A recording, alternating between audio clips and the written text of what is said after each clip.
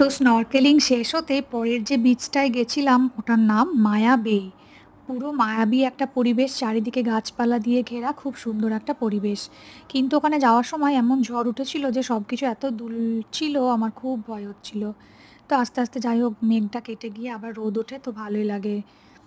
তো এই দেখো সেই বিচটা, এত সুন্দর ক্রিস্টাল ক্লিয়ার জল। আর এটাকে বলা হয় যে পৃথিবীর মধ্যে থার্ড ক্লিনেস্ট বিচ। তো এখানটায় জলে নামা বারণ ছিল, কারণ জলটা নোংরা হয়ে যায় বলে ট্যুরিস্টদেরকে ওরা অতটা নামতে দেয় না। তো এখান থেকে ঘুরে ফিরে আবার এই বাগান দিয়ে হাঁটতে হাঁটতে বেরিয়ে এসে আবার আমরা বোটে চড়লাম। তো বোটে উঠে তখন ফেরার সময় উল্টো দিকে যাচ্ছিলাম স্রোতের, তো জলটা প্রচণ্ড উথাল পাতাল হচ্ছিলো, বোটটাও প্রচণ্ড দুলছিল। এই দেখো দূরের ছোটো ছোটো বোটগুলো কীরকম দুলছে। তো আমার তো খুব ভয় করছিল। যাই হোক, ঠাকুর ঠাকুর করে পৌঁছে গেলাম আমরা আবার যেখান থেকে বোটে উঠেছিলাম সেই স্পটে। তো সেখান থেকে আবার গাড়ি করে আমরা হোটেলের দিকে রওনা দিলাম। এভাবেই আমাদের এই দিনটা কমপ্লিট হলো। তো দেখা হচ্ছে পরের ভিডিওতে। বাই।